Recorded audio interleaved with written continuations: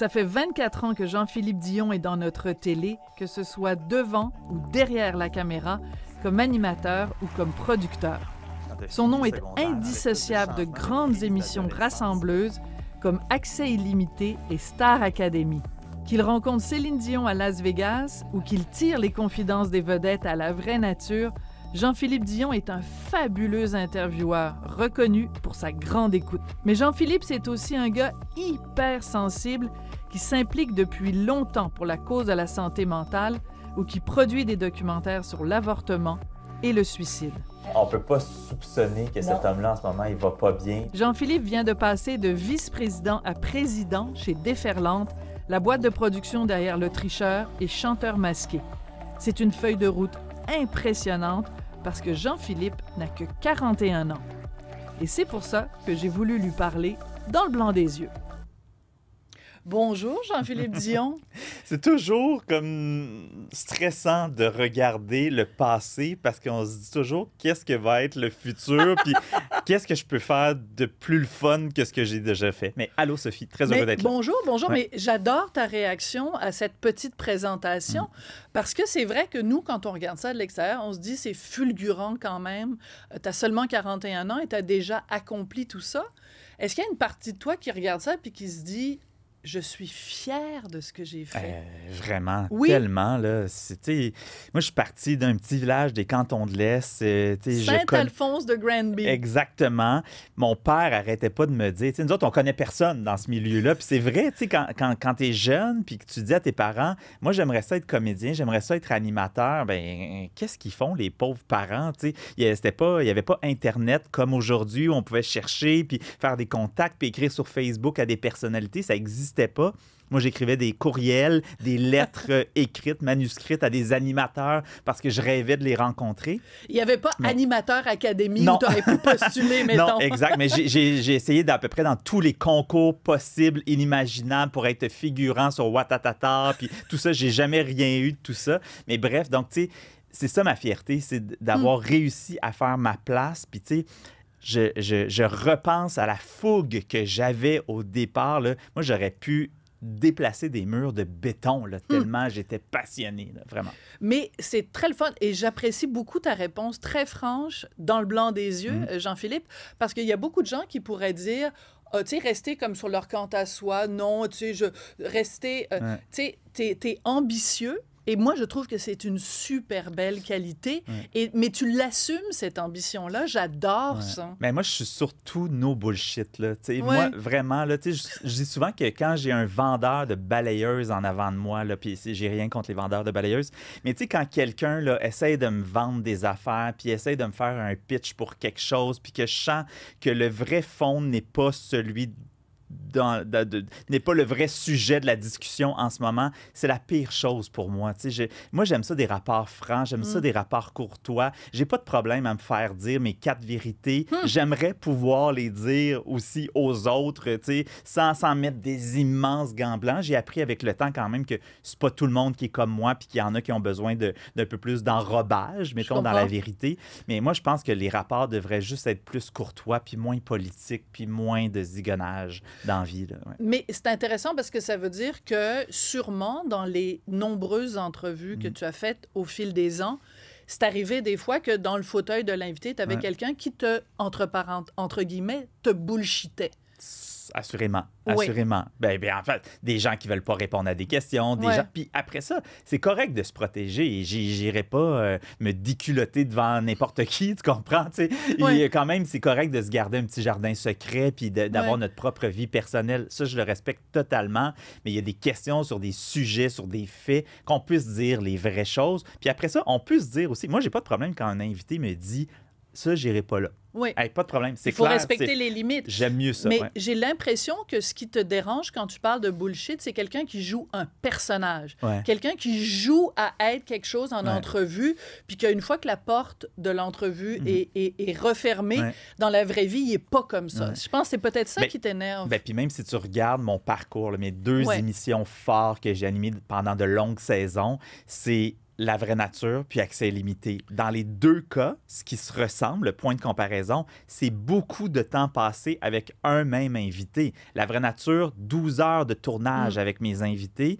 Accès illimité, à l'époque, je pouvais passer du 3 à 5 jours avec mes invités, là, du matin au soir. Donc, à un moment donné, la cassette était débobinée, là. Il n'y en avait plus de ruban sur la cassette parce que j'avais posé toutes les questions possibles. Tu as reçu Xavier Dolan, c'est une super entrevue. Merci. Puis moi, je me souviens, avec Xavier, au départ, j'étais super nerveux quand j'avais fait Accès illimité en Europe avec lui. Puis, j'y posais des questions polies, puis tout ça. Mais à un moment donné, tu es assis, tu attends entre deux prises de son film. Bien là, tu vas lancer la petite question. Il y a une vérité qui arrive. Exact. À un moment donné, on enlève le maquillage, puis on a juste une vraie personne en face de nous. Mais je te retourne la question, c'est-à-dire qu'en fait, toi, t'aimes pas la bullshit chez les autres, mais t'en as pas de bullshit toi non plus. Et là, tu viens d'être nommé, donc t'es passé de vice-président à président chez Déferlante. On se le cachera pas, c'est une boîte de production qui emmène très large au Québec, puissante, influente. Est-ce que c'est... ce dont le petit gars, justement, de Saint-Alphonse de Granby, est-ce que c'est à ça que tu rêvais? Mais est-ce que tu disais... Pas du tout? Ah non, mais pas du tout. Moi, je suis actionnaire de Production Déferlante depuis 2021. Donc, à peu près au même moment qu'on a repris Star Academy, tout ça, je suis devenu actionnaire dans l'entreprise. Avant ça, je travaillais, j'étais vice-président de l'entreprise, mais je n'avais pas de part dans cette compagnie-là. Et donc, 2020 à peu près, je parlais avec des gens puis je disais, moi, jamais dans ma vie, je vais devenir actionnaire d'une boîte de télé. Tu sais, je veux pas avoir cette responsabilité-là. Moi, ce que je veux, c'est animer, faire du contenu sur des productions, mais je veux pas avoir à m'occuper d'une entreprise. Je suis devenu actionnaire. 5 ans plus tard, je deviens président de la boîte. Mais donc, c'était pas un plan de carrière. Tu sais, le plan de carrière était plus par rapport à l'animateur, tu sais, que ça, j'avais une vision de où je voulais aller. Mais pas du tout comme gestionnaire. Mais alors, pourquoi tu le fais, alors? Pourquoi tu es rendu là? C'est, autrement dit, la question, c'est qu'est-ce qui fait courir Jean-Philippe Dion? C'est quoi ton ambition? Qu'est-ce qui fait que tu montes les échelons un par un pour devenir la personne influente et puissante que tu es aujourd'hui? Mais tu sais, je pense que dans ma vie, j'ai été très chanceux d'être à la bonne place au bon moment. Tu sais, ça fait partie du parcours de certaines personnes. Il y a des gens extrêmement talentueux, sûrement plus talentueux que moi, qui des fois... ils sont pas arrivés au bon moment ou sont arrivés dans un projet qui a été annulé. Il y a des gens comme ça. Moi, j'ai été vraiment chanceux dans mon parcours où tout s'est vraiment bien additionné. Mais parce que tu travailles comme un forcené, Jean-Philippe. En fait, chacune des occasions qui m'ont été offertes, je les ai saisies, j'ai travaillé fort, j'ai livré la marchandise du mieux que moi je pouvais. Donc, ça a fait en sorte qu'après ça, les gens avaient envie de me donner une chance de plus. Mais par exemple, pour devenir associé chez Déferlante au départ, c'est parce que Benoît Clermont, mon partenaire d'affaires, trouvait que je pense que je travaillais bien, que j'avais à cœur l'entreprise. Puis, donc, il m'a offert ça. Puis, je pense qu'il se disait, ça peut être une forme de relève aussi pour l'entreprise. Mais après ça, moi, jamais je pensais que lui quitterait à un moment donné puis que je deviendrais président. J'avais pas ça en tête. Mais après ça, quand la décision arrive puis qu'il faut se dire, il y a 3 choix. Soit on embauche un nouveau président qui ne connaît pas l'entreprise, qui ne connaît pas les coutumes de cette entreprise-là, l'ADN, la culture, exactement. Soit qu'on vend tout, on quitte, puis on dit à tout le monde avec qui on travaille depuis des années, bye-bye, bonne chance. La télé ne va pas bien en ce moment, mais on vous dit bye-bye, puis trouvez-vous des emplois. Ou on se dit, OK, je vais ajouter ça dans mon sac à dos, cette tâche-là, puis on va travailler ensemble, puis on va souder une nouvelle équipe ensemble pour reprendre le flambeau. Alors, deux choses que tu viens de me dire sur lesquelles je veux répondre.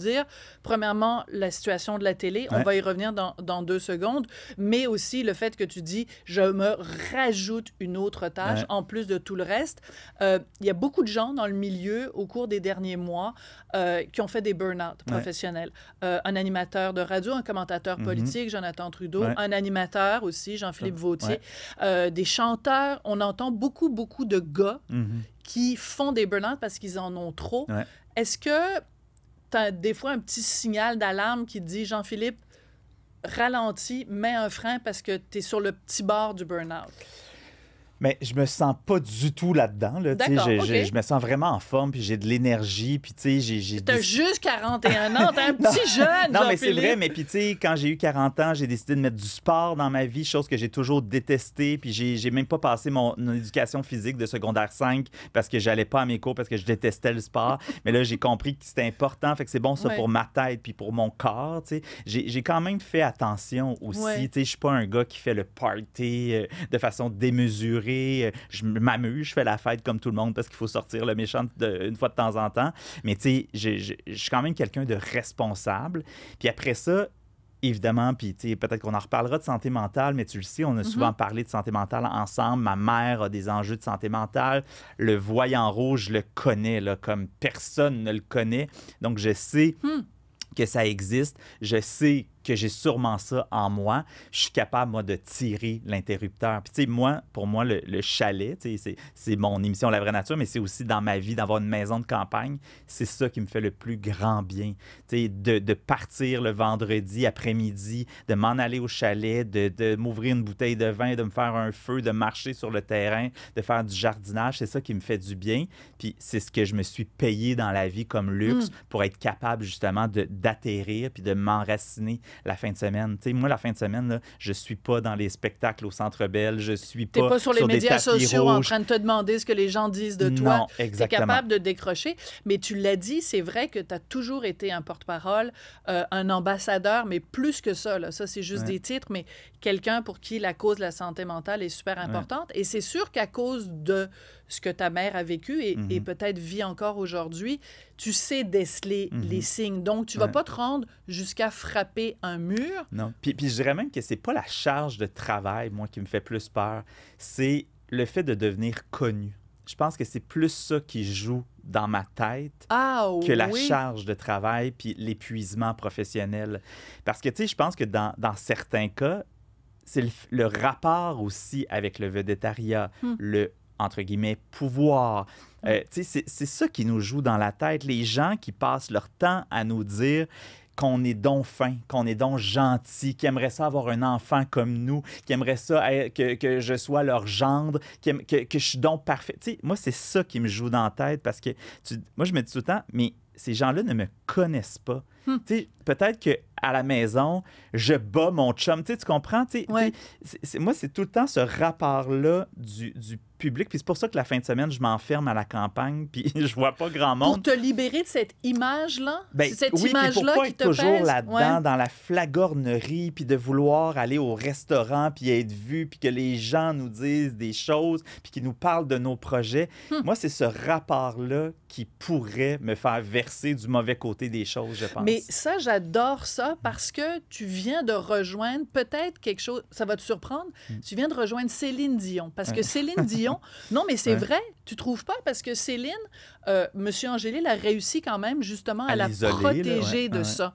Justement pour pas que ça lui monte à la tête. Évidemment, elle est beaucoup plus connue que... non, c'est ça. Elle ne peut pas aller au restaurant. Là, mais de préserver ça, de préserver une forme d'intimité pour justement la santé mentale, ça, c'est super important. Parce que, tu sais, je trouve que c'est facile dans un métier public comme le nôtre de courir les premières, de faire tous les tapis rouges, d'être en valeur, de se faire mettre beau, d'avoir du monde qui prenne soin de notre look, de nos cheveux, de notre visage, de tout le temps être en train de penser à l'image que tu projettes, puis avoir ton image sur les réseaux sociaux, puis à regarder tes belles photos dans un magazine. Tu sais, il y a comme quelque chose de pas sain, je trouve, avec ça. Totalement. Moi, c'est plus ça qui me fait peur par rapport à mon métier. Mais c'est formidable parce que ça fait 2 fois que tu utilises le mot « sain ». Et évidemment, donc, tu es la meilleure personne pour justement savoir ce qui est sain quand on parle de santé mentale et ce qui ne l'est pas. Donc, de préserver ça. Donc, tu as évoqué ta maman, donc tu en as parlé très souvent. Je veux surtout pas être indiscret, mais la dernière fois que je t'ai entendu parler de ta maman, tu nous disais qu'elle était hospitalisée en psychiatrie. Est-ce que c'est encore le cas aujourd'hui? Non, pas du tout. Pas du tout. En fin de semaine, on a célébré mon anniversaire qui s'en vient, puis ma mère était là. On a eu des fous rires comme on n'a pas eu depuis des années, toute la grande famille ensemble. Puis ça fait tellement de bien de voir ma mère rire, rigoler, rire aux larmes, là, tellement elle a du bonheur. Puis c'est ça qui me me fait le plus grand bien au monde. Puis pour moi, dimanche soir, quand ma famille est partie, je me suis dit, c'est ça ma vie. Moi, ma vie, c'est pas là, de courir les tapis rouges. Ma vie, c'est ça, d'être avec mon monde, ma famille, de recevoir justement dans ma campagne, ma famille, puis qu'on mange bien, qu'on soit ensemble. C'est ça qui me fait vraiment le plus grand bien. Ouais. Alors, tu m'ouvres la porte, évidemment, parce que tu préserves beaucoup ton intimité, mais de temps en temps, tu ouvres la fenêtre, tu laisses les gens entrer dans ton intimité, mais tu le fais toujours pour une cause. Tu le fais jamais pour dire « Hey, regardez, ma vie est donc parfaite ». Tu le fais toujours pour une cause et tu l'as fait, entre autres, quand tu as parlé publiquement du fait que tu avais, toi et ton chum Martin, vous aviez adopté un jeune qui s'appelle Alex, qui a 15 ans. Ça, c'est toutes des informations qui sont publiques. Non, puis mon fils, il est adopté, là, donc je peux en parler maintenant, là, comme tout le monde. Voilà. Là, puis, mais quand je dis que tu t'en sers toujours pour une cause, pas pour te valoriser toi-même, c'est que tu t'impliques auprès de la Fondation des jeunes de la DPJ. Donc, tu fais jamais les choses à moitié. C'est jamais juste mettre des photos. Bon, c'est pour une cause. Alors, pourquoi la cause des enfants de la DPJ, pourquoi ça vient de chercher autant? C'est drôle que tu dises ça parce que c'est aussi une de mes craintes dans la vie, c'est que je veux pas non plus, tu sais, parce que en moi, j'ai beaucoup de causes, là. Tu sais, je suis gay, j'ai une mère qui a des problèmes de santé mentale, j'ai adopté un enfant de la DPJ. Tu sais, ça fait beaucoup de... Mais c'est juste 3 causes, non, je comprends, mais je veux pas... énorme. C'est ça, mais tu sais, je fais quand même attention parce que je veux pas non plus être le gars de toutes les causes. Puis, tu sais, en ce moment, je refuse beaucoup de ça parce que, tu sais, quand je m'implique à fond, puis je vais aider des gens, puis une association, un organisme. Je te rassure, Jean-Philippe, ça n'est pas énorme. 3 causes. Ben, c'est beaucoup. Mais c'est 3 causes qui sont pas... ça fait partie de ton ADN aussi. C'est fondamental dans ma vie, c'est ça. Tout à fait. Mais par rapport à la DPJ... C'était quoi ta question par rapport à la... Ma question, c'était... C'était quoi ma question, pourquoi m'impliquer, en fait? Mais pourquoi t'impliquer spécifiquement dans la Fondation des jeunes de la DPJ? En fait, c'est que j'ai animé la soirée bénéfice l'année dernière de la Fondation. C'est très beau, le discours que tu as fait. C'est absolument magnifique. En fait... Ce que j'ai expliqué, dans le fond, c'est que, tu sais, moi, j'avais pas prévu dans la vie de devenir le parent d'un enfant de la DPJ. Hein. C'est arrivé vraiment par hasard dans notre vie. Mais tu étais à la bonne place au bon moment, comme dans ta vie professionnelle. Exactement. Mais c'est vrai que c'est exactement ça. Moi, chaque fois qu'il y a quelque chose qui se présente à moi dans un projet de vie, je saute, j'ouvre les bras, j'ouvre la porte. C'est sûr que je dis oui, puis je me dis tout le temps, on va s'organiser. On a tout ce que ça prend. Là. On est assez débrouillard, on est assez intelligent, on gagne bien notre vie, on est capable de s'organiser. Ça a été ça pour accueillir cet enfant-là. Puis après ça, ça a été tout le processus pour se rendre. Mais c'est encore une fois, on a eu quand même des embûches. C'était pas non plus lettre à la poste. Là. Est-ce que les embûches, ça comprenait, par exemple, le fait que toi et Martin, vous êtes un couple d'hommes gays qui adoptait un garçon? Est-ce que ça, c'est rentré dans l'équation ou la société québécoise est assez évoluée pour dire ça change rien, l'important, c'est qu'il y ait de l'amour dans ce foyer-là? Mais on dirait que le plus grand tabou, c'est moi qui l'avais. Parce que moi, c'était comme ridicule parce qu'au départ, la première fois qu'on a rencontré la DPJ, moi, j'ai dit quand vous allez présenter le projet à l'enfant, que je ne connaissais pas, mais donc, quand vous allez lui présenter le projet de nous, notre réalité, je veux vraiment que ce soit clair pour lui qu'on est un couple gay. Puis s'il n'est pas à l'aise avec ça, qu'il est inconfortable avec ça, on se reprend. Il n'y a pas de problème. On va vous aider à trouver une autre famille, mais c'est correct. Je veux vraiment que lui... Donc, ils lui ont posé la question. Ils nous sont revenus en disant, le jeune n'a pas de problème, il n'y a pas de malaise. Bon, parfait. Le premier soir, quand Alex est arrivé, on est allé le chercher. On est descendu au chalet. Et là, on s'installe le vendredi soir. On mange notre spaghetti en famille, mais on se connaît pas. Puis, imaginez, là, il y a un enfant de 10 ans qui débarque dans la maison de gens qu'il ne connaît pas. Il s'assoit à table et là, c'est le début de sa nouvelle vie. Donc, moi, là, être à sa place, moi, j'allais chez une tante que je connaissais pas, puis j'étais gêné. T'étais intimidé. Lui, il débarque avec son baluchon. Tu me fais pleurer en ce moment parce que je trouve que c'est le plus bel acte de générosité qu'un être humain peut faire. Tu me décris ça, puis je le vois, le spaghetti, je le sens. Puis il est plein d'amour, ce spaghetti-là, Jean-Philippe. Vraiment. Mais tu sais, ça, c'est mes valeurs familiales. Mon père, ma mère, c'est des gens généreux qui ont toujours été là pour tout le monde. Fait que moi, c'était ça. Je me disais, mes parents auraient fait ça, faut le faire. Puis mon chum, c'était la même chose pour lui aussi. Puis dans les deux cas, nos familles sont extrêmement importantes. Là.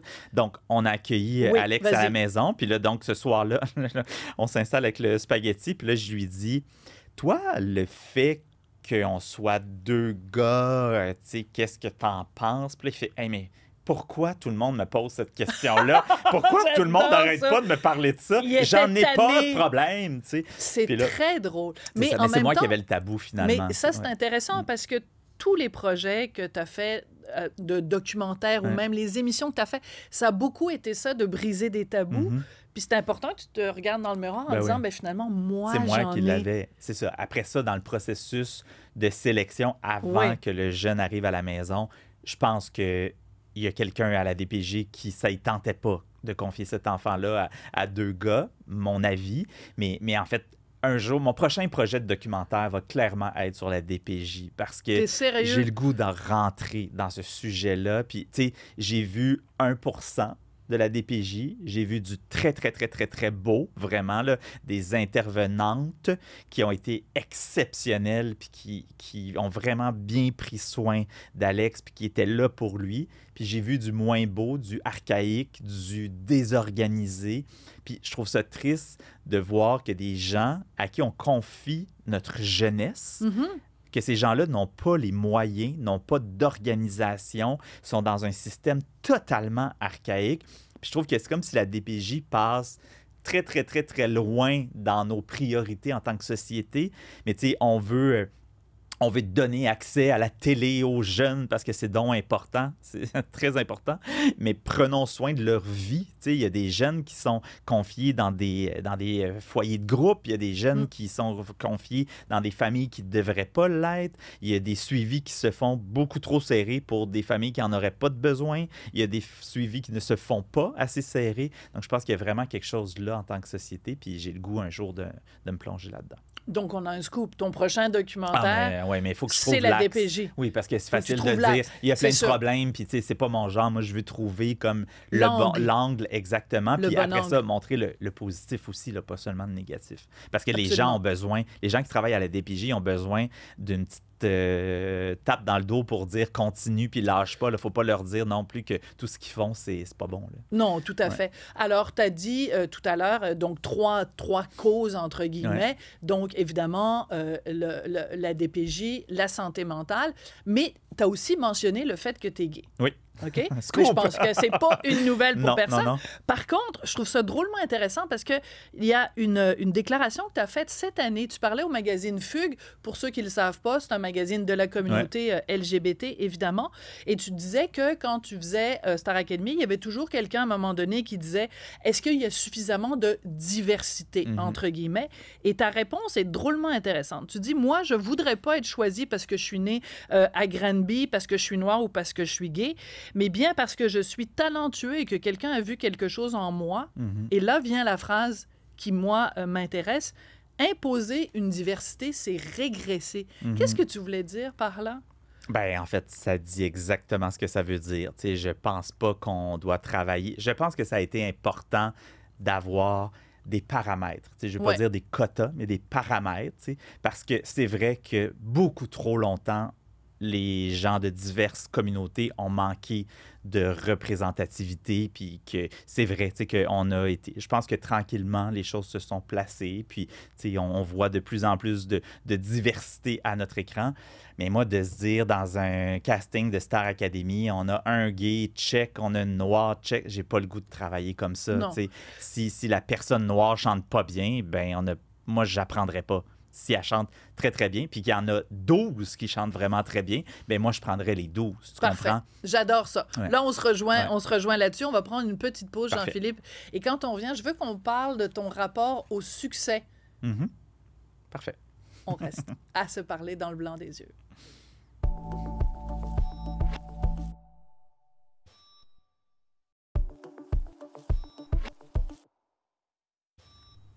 Jean-Philippe Dion, merci de nous avoir accordé cette entrevue-là. C'est grand plaisir.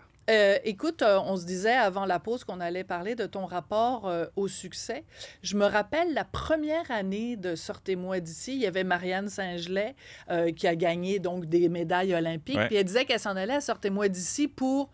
Apprendre à perdre. Apprendre à perdre. Je me suis posé la question par rapport à toi. On a l'impression que tous les projets que tu as faits sont des projets qui sont vus par des milliers de gens, des centaines de milliers de gens, des émissions numéro 1. Quand tu fais des entrevues, ça punch, ça marche. Est-ce que tu serais équipé pour faire face à un moment donné si tu as un insuccès? S'il y a quelque chose où tu frappes un mur puis que le public te dit « Ouais, Jean-Philippe, là-dessus, tu t'es planté sur un moyen temps. » Mais je pense que moi, ma façon, tu sais, je suis un peu pessimiste quand même, moi, dans la vie. Là. Tu sais, les gens me voient très bubbly, très de bonne humeur et tout ça. Mais j'ai un petit côté quand même pessimiste à l'intérieur de moi. Puis tu te prépares au pire? Je pense toujours que je vais me planter solidement. T'es sérieux? Là. Je me souviens, en fait, quand j'ai lancé La Vraie Nature, toute l'équipe travaillait fort, tout avançait, mais c'était très serré le temps qu'on avait pour préparer le projet. Puis je suis allé m'asseoir devant mon associé, Benoît, le président de Déferlante à l'époque, puis je lui ai dit, tu sais, d'après moi, on va se planter. Là. D'après moi, ça va être une catastrophe, ce projet-là. Je suis désolé. Ben, tu sais, puis là, il était comme, hey, pour vrai, là, tu me dis tout le temps ça. Là. Jean-Plante, va travailler, là, puis, tu sais, comme, sac-moi patience avec ça encore. Puis finalement, tu sais, ça a été le succès de ma carrière, là, ce projet-là. Mais, tu sais, Star Academy, là, tu sais, pendant le temps des fêtes, l'année dernière, tu sais, je me disais, OK, mais tu sais, peut-être que c'est là que je vais pogner mon Waterloo, là, d'animer puis de produire Star Academy, de revenir avec ça encore une fois. Peut-être que c'est pas la bonne idée, peut-être que j'aurais pas dû faire ça, peut-être que je devrais pas animer, peut-être que les gens vont pas me trouver bon, tu sais, puis ça, je l'ai beaucoup en moi, là. Fait que je pense que je me prépare tellement au pire dans ma tête que vivre un insuccès, au final, je pense que je pourrais le digérer quand même rapidement. Là, tu pourrais le digérer, mais tu l'as dit, dans La Vraie Nature, tous les autres projets, ça marche du tonnerre de Dieu. En même temps, on l'a évoqué quand on se parlait tout à l'heure, l'avenir de la télé, on ne peut qu'être pessimiste, en effet, quand on regarde l'avenir de la télé. C'est inquiétant, parce que quand on voit, par exemple, les jeunes qui connaissent pas nécessairement grand-chose de la culture québécoise. Toi, Alex, 15 ans, comment tu fais pour l'intéresser à la culture québécoise? Tu sais, moi, puis j'ai toujours peur parce que je suis pas très politicien. Là, fait que, tu sais, parce que oui, c'est une chose, la télévision, mais moi, c'est la culture québécoise qui me préoccupe. C'est notre culture commune. C'est notre identité qui me préoccupe. C'est vraiment là. Puis pour moi, à la base de tout, de l'avenir de la télévision, il y a ça. Bien sûr. De se dire, moi, de ne plus avoir de lieu commun dans notre société, de ne plus avoir de projet culturel, une pièce de théâtre, de la télévision, du cinéma, une série, tout ça, de ne plus avoir ça, puis qu'on peut en parler. Même dans le rapport du groupe là, du GETAC, là, donc le rapport qui a été fait sur l'avenir de la télé, il y avait un point que j'ai trouvé intéressant, c'était justement dans le fait de devoir raccrocher les jeunes à la télé, c'est de recréer un nouveau Star System pour les jeunes. Puis, tu sais, souvent, on a bâché contre le Star System québécois. Tellement. Des articles sur les émissions de vedettes. Moi, j'en ai eu des articles quand on a lancé La Vraie Nature. Véronique Cloutier lançait première fois, nous, La Vraie Nature. Il y a du monde à la messe. Il y avait plein d'émissions comme ça avec des personnalités du Québec. Puis là, on disait, est-ce qu'il y en a trop? Est-ce qu'on est tanné de voir ça? Puis tout ça. Mais force est d'admettre que finalement, c'est ça quand même qui a soudé aussi notre culture populaire parce qu'on a réussi à se construire un cercle de personnalités, avoir un star system qu'on aime voir dans nos émissions. Ce que le Canada anglais n'a pas. Exact. Puis c'est ce qui fait aussi que la production télé, par exemple, au Canada en anglais n'est pas super intéressante. Ben oui, c'est toutes des émissions américaines ou des affaires canadiennes anglaises plates. Exactement. Fait que, tu sais, j'ai trouvé ça beau quand même dans cette réflexion-là de dire, tu sais, donc, pour avoir des lieux communs, il faut avoir des personnalités communes aussi. Donc, il faut recréer ça chez les jeunes. Puis j'ai le goût aussi que les jeunes sachent qui est Gilles Vigneault, qui est Jean-Pierre Ferland, qui est Mitsou, qui est Louis-Jean Cormier. Tu sais, tu comprends? Pas juste de toujours parler de Félix Leclerc, là, mais tu sais, il faut aussi que on sache qui est qui dans les 100 dernières années. Là, tu sais. Mais tu parles de la vraie nature, puis des émissions de vedettes. Mais des fois, des émissions de vedettes, ça fait œuvre utile. Ben, assurément. Non, mais c'est pas juste leur faire parler de leur gazon puis des trucs comme ça. Je pense, un exemple, évidemment, parce que c'est relié aussi à la santé mentale.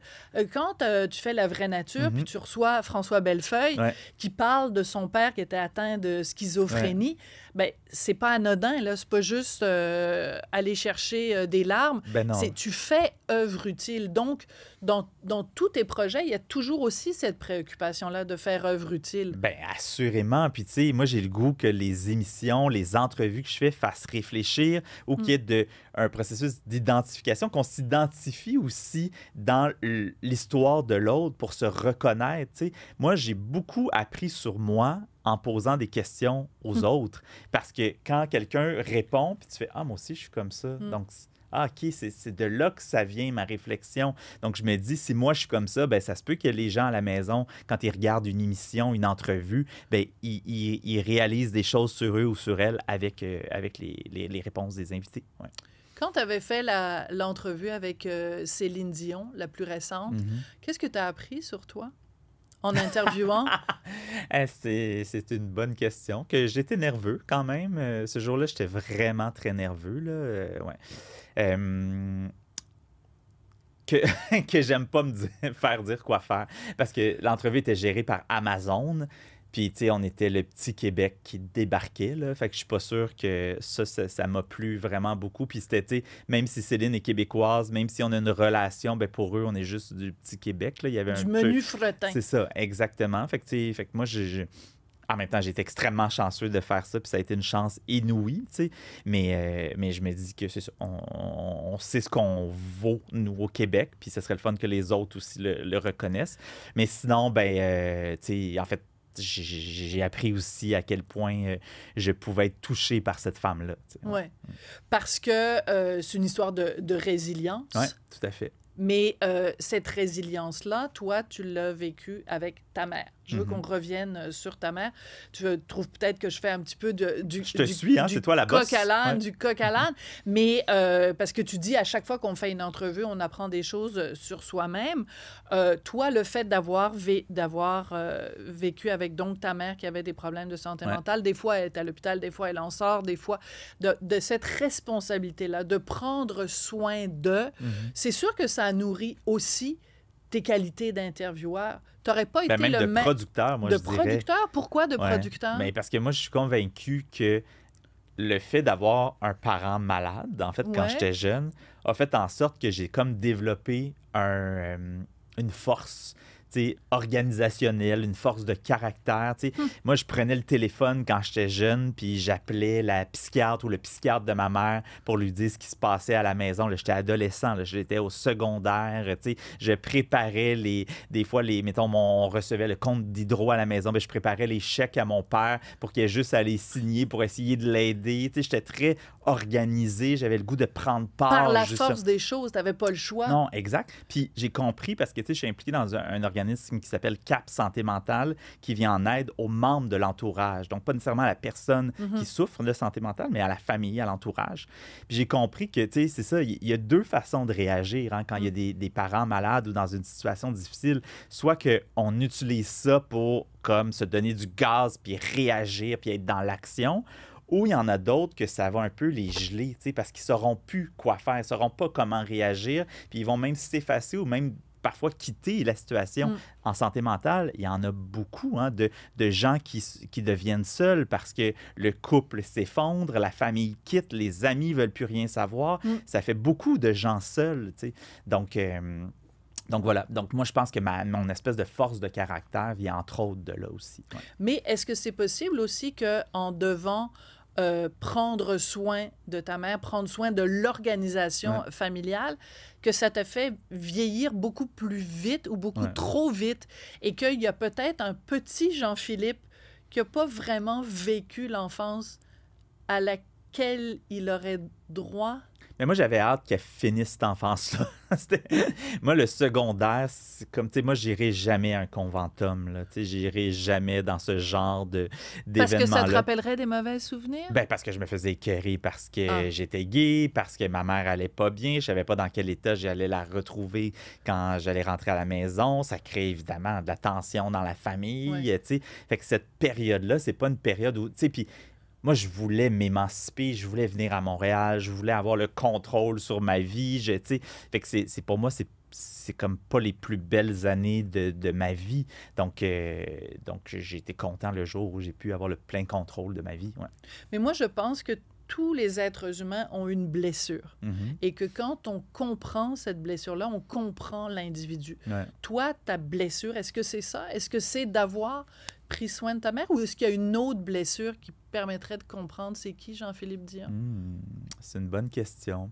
Je sais pas si par rapport à ma mère, si c'est une blessure. Je sais pas si... Tu sais, je pense que oui, c'est à l'intérieur de nous. Je pense que c'est plus un mini-traumatisme, tu sais, de vivre, tu sais, quand une personne est en crise, soit de bipolarité, de schizophrénie, peu importe, c'est pas évident, puis tu sais, ça saisit, puis nous autres, tu sais, il est arrivé beaucoup de choses, là, des tentatives de suicide, des trucs, là, tu sais, où j'ai été témoin, tu sais, fait que c'est sûr que ça laisse des traces. Est-ce que ça est une blessure? Je sais pas. Alors, Après c'est ça, quoi ta blessure, alors? ben, je pense que c'est plus par rapport à l'homosexualité. Je pense que c'est ça. Je pense que c'est le fait que ce soit difficile pour les gens autour de nous de l'accepter, le fait de se faire écœurer. C'est très dur. Tu sais, moi, quand j'ai lu que les jeunes dans les écoles secondaires recommençaient à être extrêmement homophobes, là, ça me décourage, là, parce qu'on ne peut même pas imaginer comment c'est difficile pour un jeune qui sait qu'il est gay ou qui ne le sait pas, mais qui se fait quand même écœurer là, à longueur. Tu sais, quand tu es adolescent, tu es en train de te définir, tu es en train d'essayer d'apprendre qui tu es. Puis pendant que ça, c'est déjà assez dur dans ta tête, dans ton cœur, dans ton corps, mais en plus, tu as une couche de jugement puis de gens qui t'attaquent. Puis tu sais, moi, je me souviens au primaire de sortir de l'école primaire puis de voir comme une vingtaine de jeunes qui m'attendent pour me fesser parce qu'ils disent que je suis gay, là, tu sais. Puis ça, c'est pour moi, c'est beaucoup plus des traumatismes dans ma vie, tu comprends? Cette violence-là, et c'est en effet décourageant que ça existe encore aujourd'hui. Tu es vraiment fougueux quand tu parles de ça, puis c'est vraiment une cause avec un C majuscule, et tu fais bien de la défendre, et je t'appuie totalement à 150% là-dedans, Jean-Philippe. On va devoir prendre une petite pause. Je suis vraiment désolée. Non, j'étais partie, Sophie, j'étais partie. Mais écoute, elle est partie, comme dirait notre amie. On se retrouve tout de suite après la pause. J'ai des questions en rafale à te poser. Je pense qu'on va bien s'amuser. Parfait.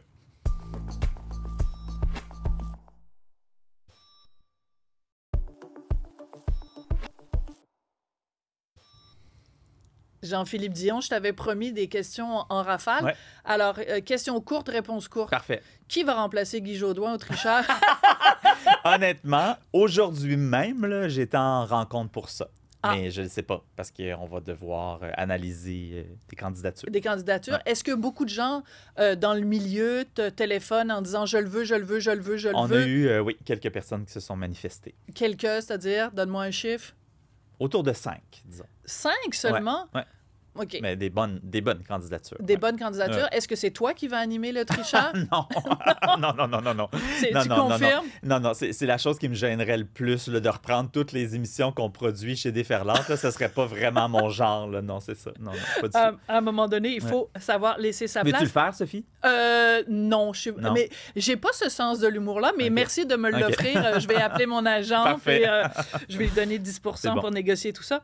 La vraie nature, est-ce que ça revient? J'aimerais ça. Ouais. Mais allons demander au patron. Sortez-moi d'ici, est-ce que ça revient? Je sais pas. On aimerait ça aussi, mais ça, c'est avec les coupures de budget en ce moment, c'est peut-être moins réaliste en ce moment. Mais je pense pas qu'on a dit que ça reviendra jamais, là. Ouais. D'accord. Ouais. Mais en fait, tu viens de me répondre de façon un peu évasive à 2 émissions que les gens adore. Donc, ça veut dire que même quand on s'appelle Jean-Philippe Dion, même quand on est à la tête d'une entreprise, même quand on a des super beaux projets, il y a cette incertitude-là quand même par rapport à nos émissions. Il n'y a rien de gagné pour toi, là. Non, il n'y a rien de sûr. Puis, tu sais, on n'a pas de prévisibilité non plus, là. Maintenant, on sait qu'on va faire un projet, puis le lendemain, il faut être en train de le faire, là. Tu sais, il n'y a jamais de long délai. On est beaucoup là-dedans en ce moment, mais tout le monde travaille ensemble, autant le diffuseur que le producteur, pour faire arriver des projets, trouver des façons créatives de le faire arriver, de demander aussi aux principaux acteurs, là, pas des personnes nécessairement juste devant, mais réalisateurs et tout ça, de trouver aussi des façons différentes de produire. Puis c'est la seule façon. Puis il ne faut juste pas lâcher, puis il ne faut juste pas se décourager en ce moment. Ouais. Alors, une dernière question en rafale. Quand est-ce que tu te maries? Jamais. Jamais? Pourquoi? J'ai pas ça Pourquoi en moi. Jamais? Non, j'ai pas. Mais vous avez obtenu le mariage gay, puis tu veux même pas en profiter. Ouais, mais moi, je suis un peu sauvage dans la vie, puis j'ai besoin de me sentir libre. Tu comprends? Donc, j'ai besoin, moi, de me sentir libre dans la vie. Je veux pas d'attache. Moi, je veux avoir l'impression que je peux partir de ma job, de mon couple, de ma vie à n'importe quel moment. C'est pas du tout ça qui m'arrive dans la vie parce que je suis extrêmement stable, autant au travail qu'à la maison. Mais juste cette possibilité-là de pas te sentir enfermé. Mais le mariage, c'est pas une prison non plus, là. Un peu. Ah oui? Bon, ben moi, je sais pas, ça fait 23 ans maintenant. 23 ans de prison, ma Sophie. Oui, non, moi, je suis super heureuse. Je demande à tous mes invités d'apporter un objet qui les représente. Alors, je suis très curieuse de savoir ce que tu nous as apporté. C'est drôle parce que j'ai fait des travaux chez moi cet été, puis j'ai retrouvé ça dans mon garde-robe. Qu'est-ce que c'est ça? Une paire de souliers beige. J'imagine qu'il y a une anecdote parce que j'ai aucune idée où tu t'en vas avec tes souliers, toi. En fait, ces souliers-là représentent justement la fougue que j'avais quand j'étais jeune. Moi, à 20 ans, j'ai décidé que je voulais partir à Paris. J'avais jamais pris l'avion de ma vie. Je me suis acheté un billet d'avion en finissant le cégep, puis je voulais aller lancer ma carrière à Paris. Carrière que je n'avais pas. Hein? Personne ne me connaissait. J'avais jamais fait de télévision. Il n'y avait rien qui existait. Mais moi, dans ma tête, j'étais Céline Dion et j'étais pour partir me faire découvrir par Michel Drucker en France. Ah, t'es sérieux? J'ai acheté ces souliers-là. Pour ceux qui ne savent pas, Michel Drucker, évidemment, immense animateur français, a lancé la carrière de Céline, justement, en France, avec son émission, je pense que c'était Vivement Dimanche, ou je ne sais pas si c'était laquelle. Puis donc, j'ai obtenu un rendez-vous avec Michel Drucker. Mais les Français à qui je parlais de ça me disaient, mais t'es complètement taré, là. Tu sais, Michel Drucker ne va pas ouvrir sa porte à n'importe quel hurluberlu qui veut rencontrer. Puis moi, j'étais juste un jeune qui voulait exister. Donc, finalement, j'avais obtenu. Mais moi, j'étais parti à Paris parce que dans ma tête, prendre l'avion voulait dire partir à l'aventure. Donc, j'étais parti à Paris habillé en gars qui faisait du trekking, là, de la montagne. Là, j'avais un polar, des pantalons qui pouvaient faire des shorts. J'avais des souliers de marche. Tu partais faire dans la jungle, faire sortez-moi d'ici. Exactement. Mais donc, j'avais pas de vêtements chics pour rencontrer Michel Drucker. Donc, je me suis acheté ces souliers-là à Paris. Je les ai toujours gardés parce que pour moi, ça représente... J'étais parti avec mes petits souliers en cuir pour aller rencontrer Michel Drucker. Mais je trouve ça touchant parce que ça veut dire que tu les as gardés parce que ça symbolise quelque chose. Mais je ne l'ai jamais rencontré parce que finalement, je suis parti à la toilette. Puis après son enregistrement, il m'a cherché. Je n'étais pas là. Il est parti et j'ai retrouvé Michel Drucker 10 ans plus tard en allant manger chez lui parce que je faisais accès illimité, puis il m'avait invité à manger à la maison avec mon équipe avant le début des tournages, puis j'ai raconté cette histoire-là que 10 ans plus tôt, je m'étais acheté des souliers pour aller le rencontrer, puis que ça n'avait pas fonctionné. Puis là, la vie a fait en sorte que 10 ans plus tard, je mange dans sa maison en Provence, en France, avec sa femme.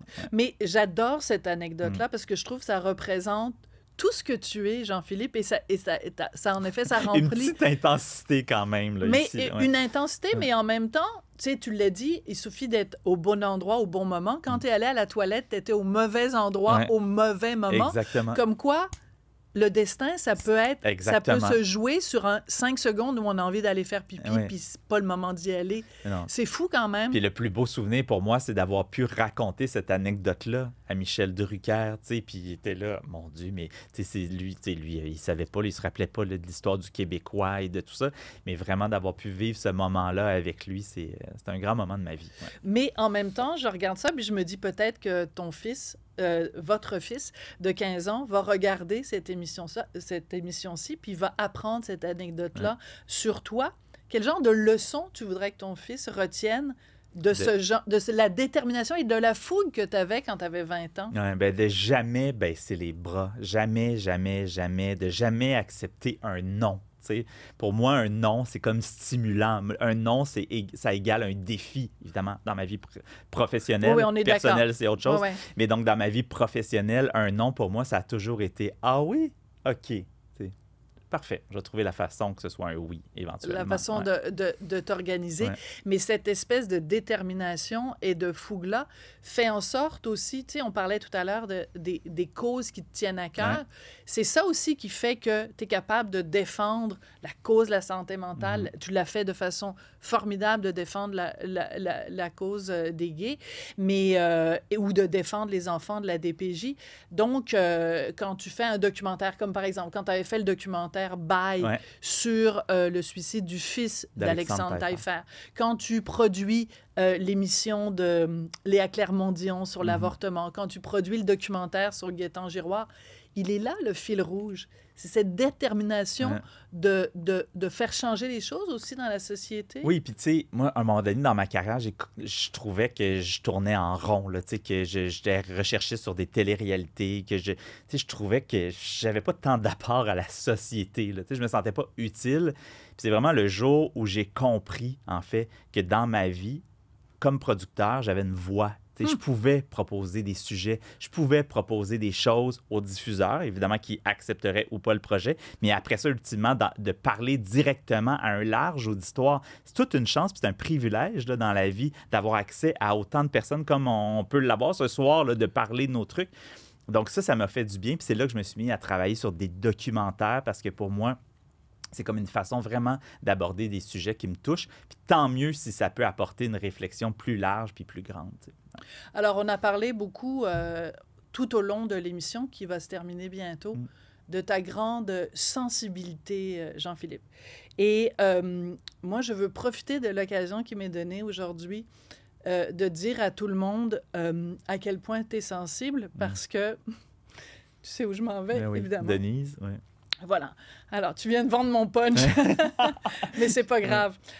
J'ai fait l'émission Sortez-moi d'ici. On se retrouve dans le fin fond du Panama et c'est important que tout le monde sache quand on est à Sortez-moi d'ici, on a zéro contact avec ce qui se passe dans la vraie vie. Et tu as dû, à un moment donné, venir me voir comme producteur et m'annoncer que ma meilleure amie était morte. Denise Bombardier. Et la raison pour laquelle je veux t'en parler aujourd'hui, c'est que je veux te dire merci. Parce que tu as réussi à trouver les mots. C'était pas facile. C'est la pire affaire qu'on peut faire d'annoncer la mort à quelqu'un qui aime beaucoup la personne décédée. Donc, je voulais juste te dire merci. C'était pas la nouvelle que j'avais envie de t'apprendre dans ma vie. Hein. J'aurais préféré t'apprendre une bonne nouvelle, mais j'aimais aussi beaucoup Denise. Puis je la connaissais pas autant que toi, mais je savais à quel point c'était quelqu'un d'important pour toi. Puis tant mieux si j'ai pu essayer de trouver les bons mots puis être là pour toi le peu que je pouvais. Mais... Alors, je voulais te dire merci. Merci pour cette entrevue-ci. Merci pour ta grande sensibilité. Puis continue à garder en toi le Jean-Philippe fougueux qui s'achète des souliers pour atteindre les plus hauts sommets. Non, puis il faut pas oublier aussi qui on était puis d'où on vient, tu sais, parce que en vieillissant, on finit par perdre cette fougue-là, mais il faut rester là-dedans. Il faut la garder. Vraiment, ce sera le mot de la fin. Merci, Jean-Philippe. Merci, Sophie.